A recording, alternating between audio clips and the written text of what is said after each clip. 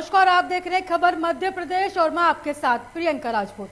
Bulletin की शुरुआत करेंगे इस वक्त की अहम खबर के साथ। छत्तीसगढ़ सीमा के मनेन्द्रगढ़ वन परिक्षेत्र से आए 40 हाथियों का समूह मध्य प्रदेश के वन परिक्षेत्र कोतमा जिला अनूपनगर के टांकी मलगा, अमाडाड, फुलवारी टोला, सेतिन चुआ, डूमर कछार, बेगान टाला सहित दर्जनों गाँव में कई सैकड़ों किसानों के खेतों में लगी धान और अन्य तरह की फसलों को अपना आहार बनाकर और आहार की तलाश में 15 से 20 घरों की दीवारें, मकान में तोड़फोड़ और 2 मवेशियों को मारने के बाद 55 दिन बाद 40 हाथियों का समूह शनिवार की देर रात छत्तीसगढ़ राज्य की सीमा में प्रवेश कर गया।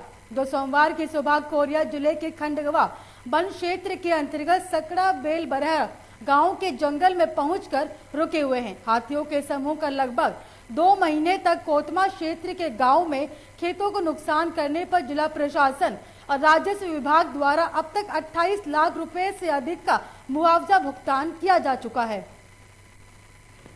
वन मंडल अनूपपुर अंतर्गत परिक्षेत्र कोतमा में 27 सितंबर को लगभग 40 हाथियों का एक दल छत्तीसगढ़ की सीमा से प्रवेश कर गया था।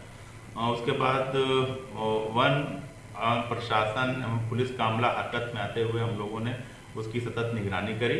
इस बीच वो ज़्यादातर एरिया जो कोतमा का जंगल है उसमें रहे और आसपास के फसलों को काफ़ी हानि पहुंचाया, जिसका मुआवजा तैयार किया गया। कुछ मकानों को भी क्षति पहुंचाई, जिसका भी मुआवजा तैयार किया गया है। कुछ जो शेष होंगे उसमें कार्रवाई प्रचलन में है। कोरोना टीकाकरण महाअभियान के तहत प्रथम और द्वितीय डोज के बचे हुए हितग्राहियों को प्रेरित कर वैक्सीनेशन सेंटर पर उपस्थित कराकर वैक्सीनेशन कराने के निर्देश के बाद भी ग्राम पंचायत लखोरा की प्रगति शून्य पाए जाने पर ग्राम पंचायत लखोरा के सचिव दिनेश कुमार वनवासी को लापरवाही बरतने पर निलंबित कर दिया गया।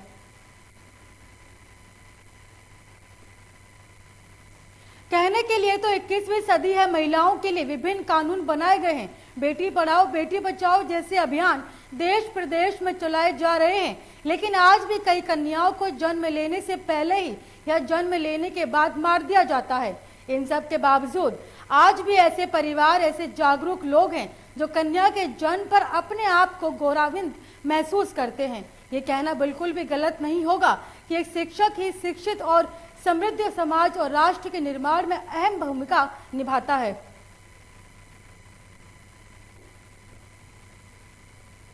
राजधानी गुनगा के चंदेरी कुठार गांव के डैम में मछली मार रहा युवक गोली लगने से घायल हो गया। युवक ने बताया कि वह अकेला ही डैम पर मछली मार रहा था। हिप्स में खानून निकलने के बाद अब वे अस्पताल पहुंचा तो छर्रे लगे हुए थे।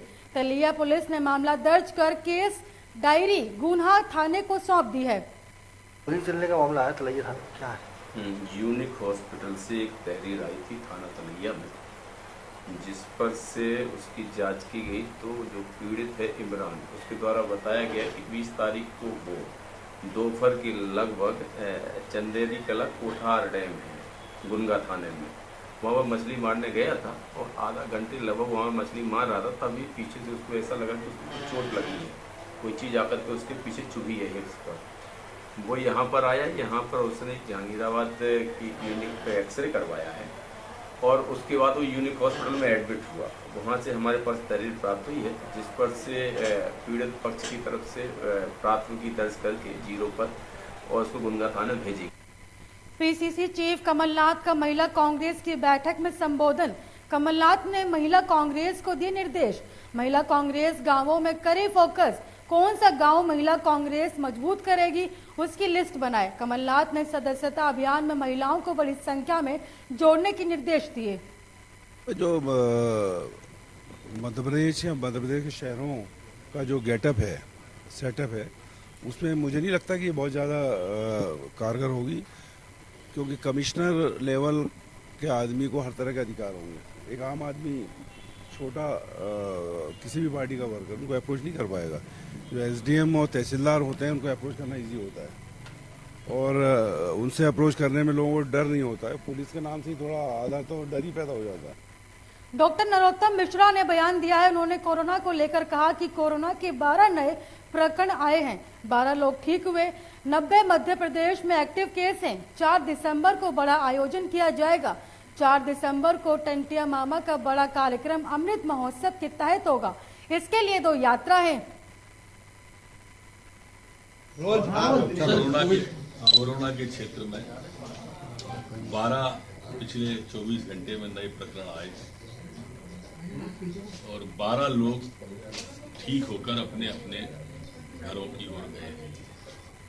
संपूर्ण मध्य प्रदेश में 90 एक्टिव केस कुल वर्तमान में है, जबकि संक्रमण दर हमारी 0.016% है और रिकवरी दर हमारी 98.6 बनी हुई है। पिछले 24 घंटे में 53,408 प्रकरण कोरोना के सैंपल लिए गए। छिंदवाड़ा के तालखमरा गांव में लगने वाला भूतों का प्रसिद्ध मेला देव उठनी 11 के बाद से प्रारंभ हो जाता है। सैकड़ों साल से चले आ रहे इस मेले में प्रशासन द्वारा संपूर्ण व्यवस्था की जाती है। इस मेले में मान्यता है कि जो व्यक्ति प्रेत बाधा से पीड़ित है वह इस मेले में आकर यहाँ पर प्राचीन समय से स्थित तालाब में स्नान कर मालन माई की पूजा करता है तो वह प्रेत बाधा के प्रभाव से मुक्त हो जाता है। साथ ही मेले में बलि का प्रावधान भी है। मेले के दौरान दूर दूर से ओझा परियार पहुँचते हैं। एक पवित्र मालन माता का मंदिर है जो सनातन काल से यहाँ पर भगत पंडा लोग अपनी मनोकामनाओं को पूरा करने के लिए पूर्णिमा के दिन विशेष तौर से आते हैं और जितनी भी उनकी मनोकामना में जैसे पुत्र संतान प्राप्ति के लिए और विशेषकर प्रेत बाधा के लिए यहाँ दैयत बाबा का स्थान है।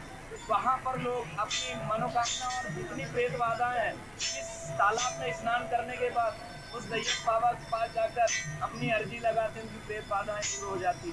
आज विशेषकर पूर्णिमा का दिन है। 14 और पूर्णिमा के दिन माँ जगदम्बे मालन माता के द्वार में विशेषकर महाराष्ट्र और मध्य प्रदेश और अन्य स्टेटस से भी यहाँ पर भगत पंडा लोग माँ जगदम्बे के द्वार में दर्शन करने आते और अपनी मनोकामनाओं को पूरा करते हैं। यह एक कार्तिक पूर्णिमा का विशेष मेला है और इस मेले की एक खासियत ये है कि यहाँ पर विशेष तौर से उन्हीं लोग आते हैं जो माता रानी के बुलावे पर आते हैं और यहाँ सभी भगत पंडा लोग। मध्य प्रदेश के दमोह में 40 साल से आदिवासी जमीनों पर कब्जा कर फसल उगाकर अपना भरण पोषण करते चले आ रहे हैं। उस जमीन को हरि सिंह लोधी और बोरिंग सिंह लोधी के जरिए दमोह के किसी मोदी को भेज दी गई। देवडोंगरा मौजे के आदिवासी समाज में जिन लोगों को पट्टे मिलना थे उनकी जमीनों के पट्टे किसी और के नाम दे दिए गए, जिससे आदिवासी समाज में रोष व्याप्त है। का नाम तुम्हारा? देशरानी। कहाँ की निवासी हो? इतंकी। इतंकी कहाँ की? हरदुगा। हरदुगा कौन सी ग्राम पंचायत है? हम वही तो बना देंगे जल्दी जल्दी। हरदुगा हरदुगा खुर्द। अच्छा, तो तुम्हारी क्या समस्या है? हमारी समस्या का है, माने गाँव के लोग पट्टो बनवा दो कौन ने गरीबी ने, तो हमारा लड़का है 3। कौन जाति की हो? हम आदिवासी। आदिवासी। कितनी जमीन पे कब्जा करें आप? तो हम 2 बोरा की है बस। 2 बोरा। कितने समय से करें? तोड़ता हूँ संडोकरा, तो हम लड़का कर रहा है। जी, हमारे यहाँ आजों पराजों के समय से इस ज़मीन पे हम लोग काबिज हैं। दूसरे अन्य समाज के गैर आदिवासी गैर कब्जाधारी को यहाँ पट्टा दिया गया है, जिसमें तहसीलदार महोदय के खिलाफ में कलेक्टर महोदय जी को शिकायत की थी, जिसमें तहसीलदार अशोक व्यास जी को निलंबित किया गया था। तो आदिवासियों को समझाने के लिए उनने 12 पट्टे आदिवासियों को दिए थे। जबलपुर शहर में भू माफियाओं का इतना दबदबा है कि आसानी से लोगों को अपनी मीठी मीठी बातों में फंसाकर अपनी बात मनवा लेते हैं। जबलपुर पुलिस के द्वारा भू माफियाओं, ठगी, चोरी, सट्टा, जुआ और चटपट कंपनियों पर लगातार जोरदार कार्रवाई की जा रही है, लेकिन इसके बावजूद भी शहर में कुछ लोग ऐसे हैं जिन्हें शासन प्रशासन का भय नहीं है और वे अपनी मनमानी को लगातार करते चले आ रहे हैं।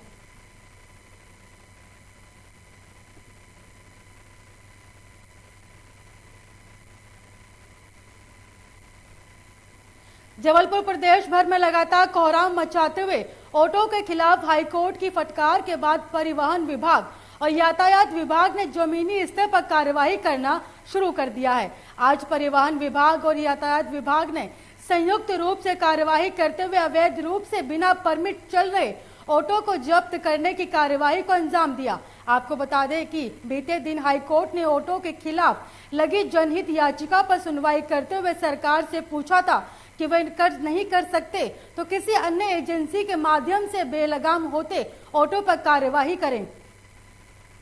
देखिए, जैसा कि आपको मालूम है कि एक PIL माननीय उच्च न्यायालय में 2013 से चल रही है, जिस पर लगातार परिवहन विभाग द्वारा कार्रवाई की जा रही है। लेकिन इन कार्रवाइयों के बावजूद भी ऑटो रिक्शा पे हाईकोर्ट की मंशा के अनुरूप प्रभावी नियंत्रण न हो पाने की दशा में कल हुई सुनवाई में माननीय उच्च न्यायालय ने गंभीर नाराजगी व्यक्त की है, जिस पर हमारे परिवहन आयुक्त महोदय ने तत्काल संज्ञान लेते हुए पूरे प्रदेश के पैमाने पर एक बृहद अभियान चलाए जाने का निर्देश दिया है। जी बताएं सर। परिवहन विभाग द्वारा अवैध रूप से संचालित ऑटो रिक्शा के विरुद्ध समय समय पर कार्रवाई निरंतर की जाती रही है। हाल ही में माननीय उच्च न्यायालय द्वारा रिट पिटीशन क्रमांक 8/2013 सतीश वर्मा विरुद्ध मध्य प्रदेश शासन की सुनवाई के दौरान निर्देशित किया है कि शहर में न केवल प्रदेश में अवैध रूप से संचालित जो ऑटो रिक्शा हैं उनके विरुद्ध कार्रवाई की जाए। अतः परिवहन विभाग द्वारा अवैध रूप से जो ऑटो संचालित हैं उनके विरुद्ध। जबलपुर में किन्नरों द्वारा बनवाया जा रहे इकलौते मंदिर का निर्माण शुरू हो चुका है। सोमवार को माता कामाख्या देवी के इस मंदिर निर्माण कार्य का भूमि पूजन किया गया और ग्वारी घाट क्षेत्र में माही शुक्ला और सखी माता जी द्वारा इस मंदिर का भूमि पूजन बड़े विधि विधान से किया गया है। आज जो आप मंदिर का निर्माण कर रहे हैं कामाख्या मंदिर का, इसमें क्या बोलना चाहेंगे? मैं हमेशा सोचती थी कि कामाख्या मंदिर बनाने के लिए तो मेरे को रात भर नींद नहीं आ रही बहुत दिनों से। मैं यानी पसीना छोड़ के उठ जाती हूँ और कई लोगों की मैं गोद भरती हूँ तो माता के नाम से हमेशा गोद भर जाती है। और जो पीरियड से नहीं होती हैं लड़कियाँ उनका उतारा करती हूँ माता के नाम से तो सब हो जाता। मेरे को रोज़ परेशान हो गई थी। मैं एक दिन सोची कि मंदिर बनाने के लिए, तो आज वो मौका आ गया और मैं मंदिर बना रही हूँ और कामाख्या माता का मंदिर रहेगा। जबलपुर में सेक्टर 1 में रहने वाले ग्रे आयरन फाउंड्री GIF कर्मचारी का आज उसके ही क्वार्टर में बंद कमरे में शव मिलने से सनसनी फैल गई। कर्मी की करीब 4-5 दिन पहले ही मौत हुई थी। प्रारंभिक तौर पर कर्मी की मौत शराब के सेवन या हार्ट अटैक से होने की संभावना व्यक्त की जा रही है। पुलिस ने मर्ग कायम कर मामले की जांच शुरू कर दी है और पुलिस ने पंचनामा कार्रवाई कर शव को PM के लिए भेज दिया है। क्या हुआ था, क्या बताइए? जी, मैं अपने मायके में थी, मम्मी के यहाँ 11 के दिन गई थी। कुछ तबीयत भी गड़बड़ रहती है इनकी? हाँ, इनके 2-2, 3-3 ऑपरेशन हुए थे, ड्रिंक करना लेकिन बंद नहीं किए थे। फिर क्या हुआ था? फिर मंडे को मेरी बात हुई थी, सोमवार को, उसके बाद फिर बात नहीं हुई। आपको कब पता चला? मेरे को आज ही आई मैं। बॉलीवुड अभिनेत्री कंगना रनौत के जरिए सिख समाज पर की गई विवादित टिप्पणी को लेकर जबलपुर का सिख समाज आक्रोश में है। कंगना द्वारा सोशल मीडिया पर दिए विवादित बयान के खिलाफ सिख समाज ने गोरखपुर थाने में एक शिकायत देकर कंगना पर कार्रवाई की मांग की है। Sikh youth and senior association ने कंगना द्वारा दिए गए बयान की निंदा करते हुए कहा कि सिख समाज ने देश की आज़ादी के लिए कई कुर्बानियां दी हैं और इसके साथ ही देश में आई आपदाओं और विपरीत परिस्थितियों में लोगों की मदद भी की है।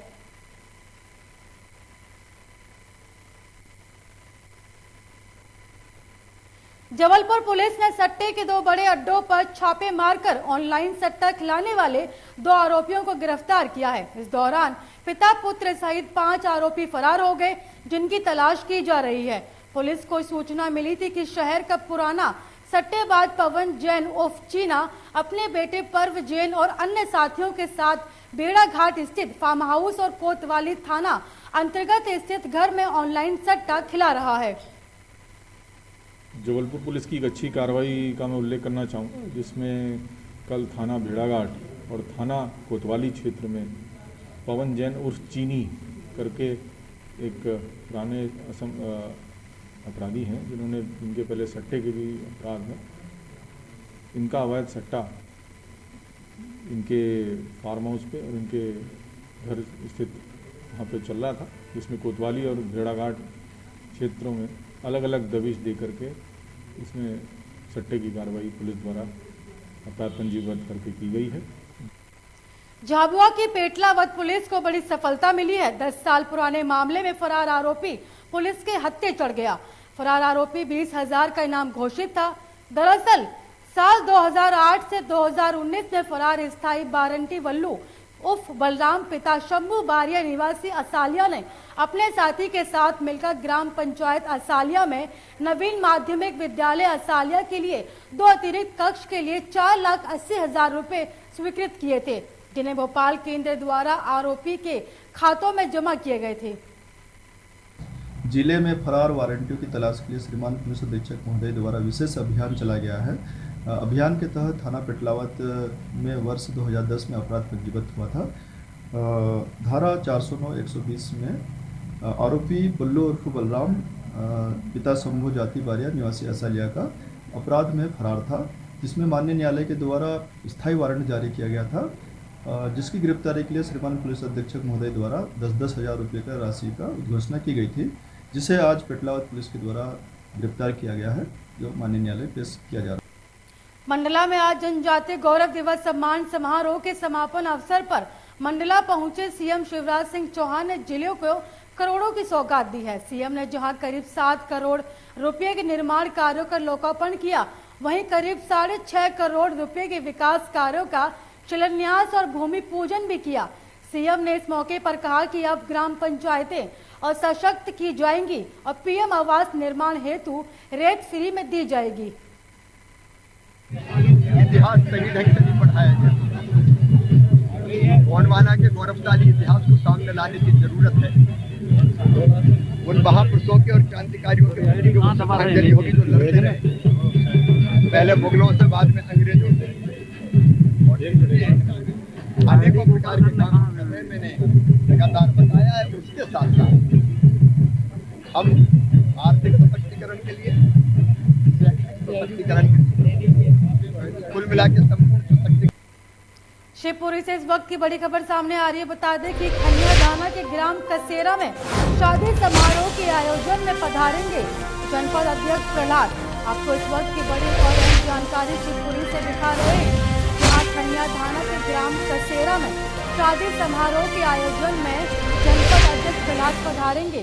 आपको बता दें कि गेंदा रानी यादव के पुत्र की शादी में शामिल होंगे और प्रशासनिक अमला व्यवस्थाओं को देखने और सुरक्षा की दृष्टि से मौजूद जिले की आलाधिकारी कलेक्टर एसपी मौके पर पहुंचेंगे।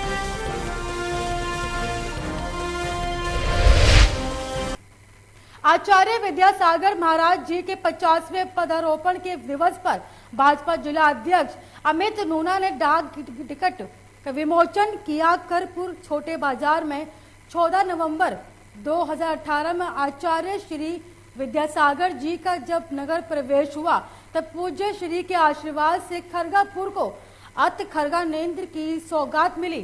तब हथखरगा केंद्र मार्ग 9 चल चरखे से प्रारंभ हुआ था और आज पूज्य श्री के आशीर्वाद से आज प्रतिभा मंडल न्यास का चल चरखा केंद्र खरगापुर में चरखे सुचारू रूप से संचालित है।